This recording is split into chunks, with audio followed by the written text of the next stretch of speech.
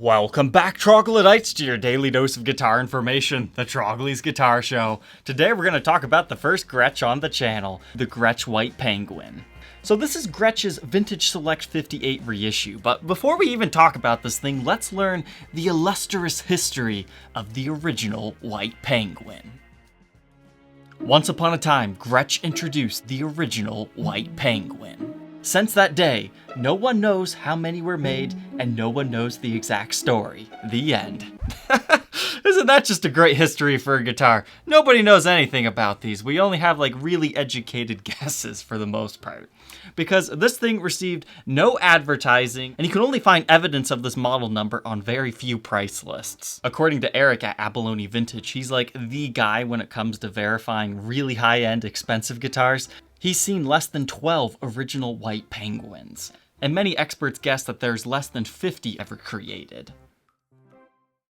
So what's the story there? This was Gretsch's third most expensive guitar, right after the White Falcon and the Chet Atkins Country Gentleman. In 1959, these were about $490 brand new. To put things into perspective, the Les Paul Burst was only $295 new. But when these rare beasts do show up, they easily bring six figures. So we're talking anywhere between like $150,000 for really badly beat up examples, all the way up to the highest price anybody's ever paid was recently, $447,000. And that was from the David Gilmour collection. When I took 4 days to make that 1 hour video, I definitely learned about a lot of cool Gretsch guitars, so definitely check that out. But you also have to keep in mind, that was a charity auction, it was really clean, the perfect platform for things to sell for crazy money. But here you can check out these other ones that Eric has sold in the past, like $250,000 asking price, $150,000. Needless to say, they're pretty expensive and they're worth a lot of money. And it really just comes down to them being so rare and having so much mystery behind them because they had no famous users. As Mr. Gilmour might have owned one, but he didn't really ever become famous for using it. He just bought it in the 90s for his personal collection. So now that we got the history out of the way, what exactly is this? So you might have heard of the White Falcon model by Gretsch. I mean, I'm not much of a Gretsch guy and I've heard of that. This is essentially the solid body version of that. However, Gretsch's idea of a solid body is not my idea of a solid body. I mean, listen to this thing. I thought it was a semi-hollow guitar. But what Gretsch does for their solid bodies, they start with a mahogany body and they just completely chamber the whole thing out, and then they heat press maple over top of that super chambered body. So it's kind of like a chambered out Les Paul, but a little bit more extreme. But to keep things within Gretsch territory, it's like a Duo Jet and a White Falcon had a baby. So a Duo Jet with White Falcon attributes to make it the most expensive Gretsch solid body. So you're talking things like the gold hardware, like the pickups, you get the gold on the pickup selectors, you get the golden Bigsby, the ruby encrusted bejeweled knobs that are also gold, golden pick guard, golden tuners up here with this giant headstock that comes from the White Falcon, which honestly, it kind of looks a little bit out of place, but you kind of get used to it. Oh, and who can forget the gold sparkle binding borrowed from Gretsch's drum division, you know, the original broadcasters? And if you think that's the only thing that was borrowed from the drums, the headstock of this is actually made of a white citron material. So if you look at original White Penguins, the headstock doesn't age because it's not actually finished. The body will age, but the headstocks are usually left a pure white color because of that phenomenon. But there's three versions to the White Penguin. There's the 56 to 57, the 58 to 61, and then the 61 to 62. Starting with the first one, those actually had DeArmond single coil pickups, the Melita bridge, and the feather engraved mother of pearl hump block inlays. Whereas version 2 is the one that Gretsch is currently reissuing, the 58 to 61. This is when the humbucking Filtertron pickups were introduced. You get what they're calling the space control bridge. And the biggest thing are these thumbnail inlays. Not a very romantic name for these, but you know, I see what they're talking about. It looks like a little thumbnail. And then the rarest version is the 61 to 62s. It's actually a double cutaway. I don't quite care for that version, but you know, it's the rarest of the three. They got the introduction of a standby switch and they have a gold Burns tremolo system on it. And they all got various control layouts. This is just meant to be, you know, a quick overview of the three. So you can remember, first ones, they got the fancier inlays. Second one, you get thumbnails. And then the third one, they took another cut out of the body. So after the originals were done being completed, they weren't reissued until 1993, until 94, and then from 2003 onwards to today, Gretsch has been making these things, so there's definitely a lot more reissues out there than there are original White Penguins. And while researching this, I saw the troll comments, "White penguin? Where's the black penguin? What about the blue penguin?" You'll be pleased to know that Gretsch will make you any color penguin that you want. Heck, they even do an acoustic penguin model for ya. So I hope that helps you understand the history of the White Penguin as well as these reissue models. So now what's my first impressions on this thing? Taking it out of the box, the first thing I thought was, wow, this thing is fancy. And this gold sparkle binding really catches your eye. But the first time I really sat down with this thing, I didn't really like it that much because I was like, this feels really blingy and gaudy. But then I plugged it in and it's like, oh yes, that's a nice guitar. And I never realized how close the Gretsch Duo Jet and White Penguins and stuff look to a Les Paul. I mean, it's very Les Paul-like in shape. It's got the humps, it's got the big booty, but it's a little bit more elongated. It's a lot easier to see it side by side, so it's like a really big Les Paul, but at the same time, it doesn't feel like a Les Paul at all. It's built more like an archtop guitar. You see how the neck floats off the body right there? Personally, I wish we had the trapeze tailpiece on this one because I'm not a big fan of Bigsby's. I don't have much use for them, and the tuning stability on them can sometimes be hard to dial in. And the next thing I was curious about, why do you need not one, but two three-way toggle switches? And what's going on with this control layout? Unfortunately, absolutely nobody knows. It's a mystery forever. Nah, just kidding. We'll talk about it on the workbench. So let's go ahead and throw it over there and take an individual look at its parts and specs and do some more explaining. Inside the White Penguin, there's a lot of stuff for us to talk about. So first, let's start with the controls. What's up with these? You got two three-way toggle switches. This is your normal toggle switch. So this will be your neck. This is the middle position for both pickups. And then that's just the bridge. We'll talk about this one in a second. This is a master volume that controls both of the pickups. So if you want to turn your entire guitar off, you just go there, you take that off. But then moving down here, what do we got? Do we have independent tones for each? No, this is actually a volume control for each of them. So you have three different volume controls on this thing. So this is your neck pickup volume, and this is your bridge pickup volume. Now you might be noticing, where did our tone knob go? This is kind of like a jazzy guitar. You clearly need a tone position. That's what this is. Okay, so middle position, this is like your tone is on 10.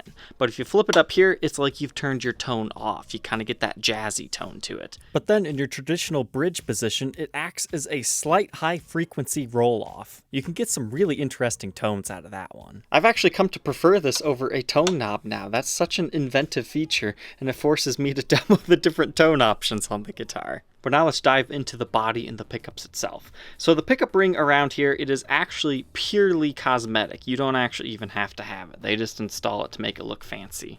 And here's what that looks like. It's just a clear plastic material, but they have a golden layer on the bottom. That way it comes through all gold. That's kind of how the pick guards are made too. You can take a look at our penguin thing here. On the side, it's just clear, but it's on the back where the penguin and color is. This pick guard's fairly chunky. I mean, it's pretty heavy. As far as the pickups themselves, they read TV Jones on the outside, and they are official TV Jones products. These are made in the USA. You've got the TV Classic in the neck, as well as in the bridge position. But to set the height adjustment of these, they actually have these little foam blocks right here. And then these screws secure the pickup through there into the body right there. But speaking of the body, take a look at this. So it's got like a little route right there. I mean, this whole thing is just chambered out. But they have a little area right here just to make sure that the top doesn't cave in on itself. But then it just goes on over here into our control cavity and then leads into there. So we'll take a look on the back to see more of that. So my guess is we have this route right here, and then we're going to have like some sort of large route in the body, because I mean, you can hear it's pretty much hollowed out everywhere. So this is kind of a poor excuse for a solid body guitar in my opinion. But moving on here, each of the toggle switches have a little metal capper on them. And the knobs, I popped one of them off so we could take a closer look here. So they have the G for Gretsch, and then they have like a mother of pearl centerpiece, then they have a ruby pointer on it. And it just secures to the pot shaft with this little securing screw. And you've got that knurled design on it. Now as far as the bridge, this is a pinned bridge. Now I've taped it down because it's kind of like a floating bridge, but it does have a little pin underneath here. I'll show that to you real quick. So even if you take your bridge completely off, you can at least know the general area that it's supposed to be, and then you can fine tune from there. It's not a completely floating bridge. As far as the bridge itself, it almost feels like it's made out of plastic, but it's a black ebony. And it's kind of like an ABR1 from Gibson World as far as it's on there. But the bridge itself is called the Space Control Bridge. Now, we're not talking space like outer space, we're talking space as in string spacing. So these go on like this, and then you can make micro adjustments as to where you want the string to line up. So maybe for some reason you want those strings closer together, or you want normal spacing, you can actually control that just by wiggling these around. And I like the fact that they start off small, and then they get big, and then they get small again. That's very stylistically pleasing. And then to my dismay, we have a Bigsby. I'm not a big fan of Bigsbys. I think they look cool, but I would rather just have the regular tailpiece without the shimmer. But these things work by putting the ball end of the string right there. Then you've got this little spring right there that allows you to move that up and down.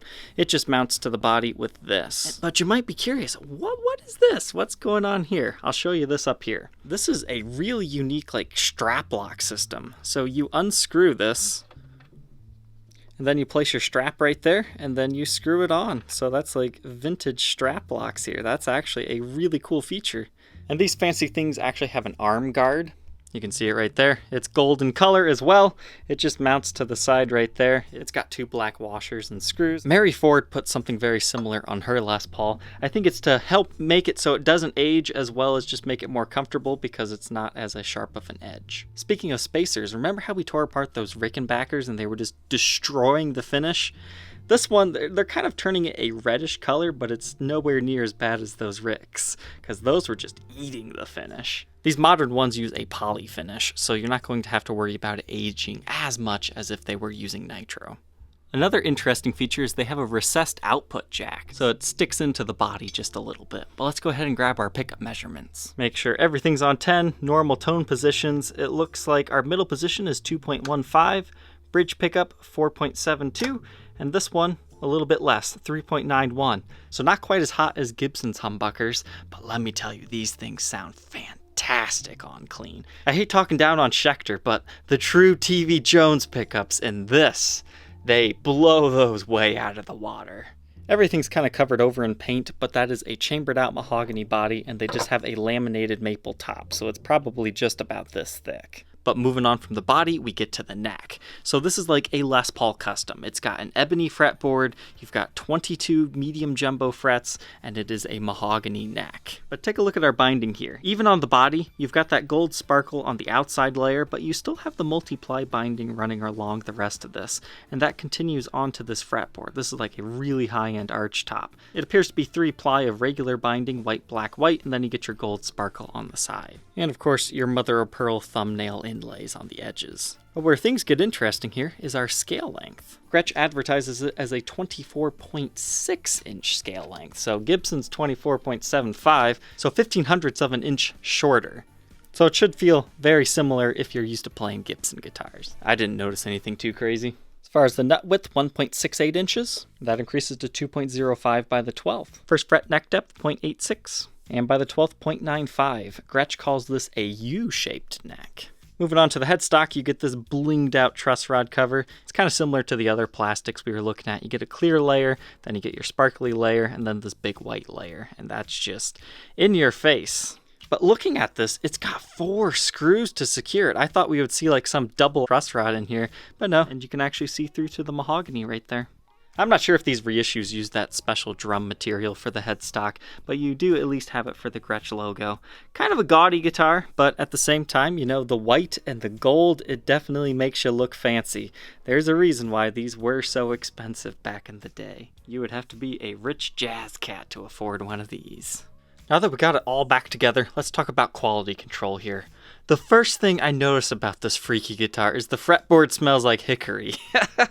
Like hickory smoke? Somebody's having a campfire? I don't know why, but it does. And I've already recorded the playing demo. The tuning stability was not the best, so I did a little bit of lubrication on the bridge as well as on the bone nut to see if that kind of helps it. I wrapped the strings properly. I mean, from the factory, they had so much additional strings that they did not need.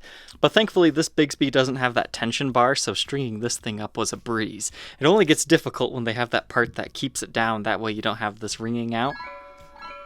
But you can always put a mute on there if it annoys you. I honestly didn't notice it while playing. But as far as QC goes, it looks a little bit sloppy along the binding, but I think that's just due to the nature of that golden metallic drum material stuff, the way it reflects the light. Because on the edges it looks fine, it's just when you get directly on top of it, it looks a little bit weird. So I don't think that's really a QC issue, it's just how that material looks on the edge. But I did not notice anything, too crazy or out of place, so this is a very well-made instrument. And something you might not know is that these new ones are made in Japan. So this is high quality made in Japan stuff. I mean, these are $3,200 brand new. But you can see your serial number here dating it to 2020. You've got the fancy Grover Imperial tuners. Sometimes you can feel an area on them where they give and then they keep going. So maybe that's just a characteristic of these, because I know Grover always guarantees their stuff for life. But that's what gets used on super fancy guitars. But the back here, it's just white. You get the U-shaped neck. I'm not a big fan of how the headstock binding meets the fret end binding, because that just reminds me too much of an Epiphone.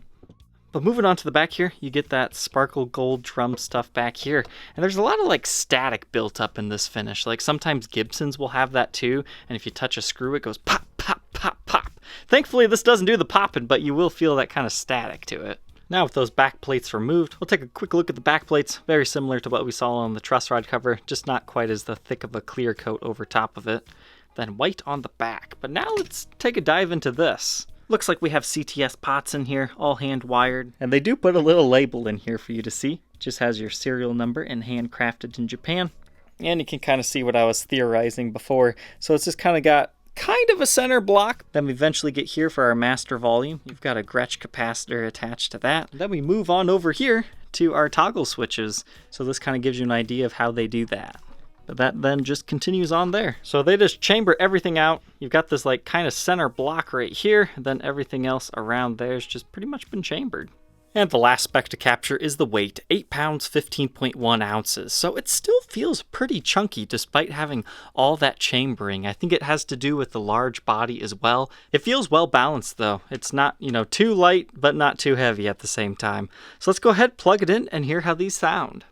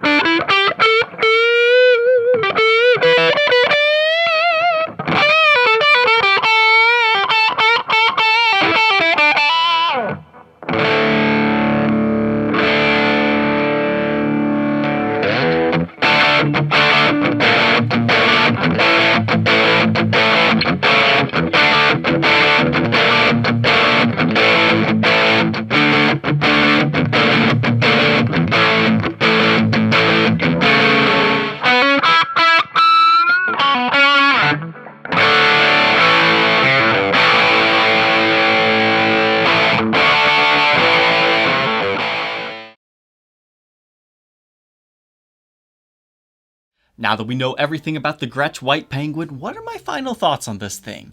It kind of surprised me just how much I liked this guitar. It's clearly been built for clean tones, and I did not even want to put any type of overdrive or distortion through this signal because it was just so beautifully clean. I mean, you can do your Chet Atkins stuff. The other guy I think of when I think Gretsch is Brian Setzer. So I paid a little bit of tribute to him because, I mean, there's no famous users of the White Penguin, so I didn't have to do any justice for anyone else. Chet's a little bit out of my league as far as playing. But I found myself really enjoying this guitar. It's especially easy to play higher up in the fret registers. Like the neck just feels a little bit flatter. The action is just so even up and down the neck. It was a joy to play. I found myself really enjoying this tone switch rather than a tone knob. I had never thought about that because, you know, coming from the Gibson world of things, that's not something that was ever done. So I'll have to keep this in mind if I'm ever doing like a custom order or something, because I actually prefer this over a tone knob. Unfortunately, tuning stability, not the best. I would not suggest messing around with this Bigsby until you get somebody to properly set it up. Lube the nut up, do whatever you have to do, because despite having the Grover Imperial tuners on here, I mean, it just didn't stay in tune the best. And apparently that's just a running theme with White Penguins in general. So I would prefer the trapeze tailpiece on this over the Bigsby vibrato, because I mean, I don't use it too much. So all in all, would I check out another Gretsch in the future? Yeah, I don't see why not. I thought it was built very well. It sounded fantastic, clean, and even with that little bit of overdrive, this thing definitely sang. So check one out. I was pleasantly surprised at what the Gretsch White Penguin could do. Well, let's go ahead and check it out under Blacklight before we say goodbye. Now we get to call it the Blue Penguin. Well, maybe lime green, who knows? I'm not seeing anything too crazy on this one. I mean, it's a brand new guitar for 2020, just in case that wasn't clear to you guys. So the Blacklight Test doesn't do us much good, but hey, it's fun to look at anyways. Let's check out that case. As far as the case goes, this is what you get brand new. It's kind of a letdown, to be honest. I mean, they've got good latches on here. You kind of got that large buckle one that locks there as well. But it's just a boring black exterior. It says Gretsch right there. And the other reason why I'm kind of hard on this case is because I looked at the vintage ones and they have this little banner that says Gretsch right here. That would be so cool to see on these ones as well. The other thing I don't like is the compartment for this is not actually big enough to accommodate your COA and all your other good stuff. So they just kind of leave it here. So maybe they need to rethink their paperwork or rethink their cases, in my opinion. But it's just a red material. I mean, it's pretty protective. It's nice and cushioned. It's made by TKL up in Canada. So it's a quality case. It's just they let me down a little bit. But there's your truss rod wrench, case key, and here's your case candy. So first off, starting with your Gretsch guarantee, kind of like a COA. Get a warranty pamphlet thing. It looks like we accidentally got 2 space control bridges. It kind of goes over what this thing can do again. Then they have a little pamphlet in here that kind of helps you understand the electronics. That would have been good rather than me searching online.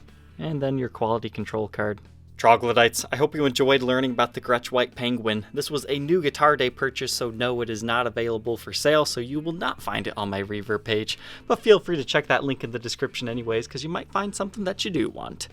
Thank you, Troglodytes, for tuning in today. Don't forget to like, comment, and subscribe, and we will see you tomorrow on the next episode. Take care.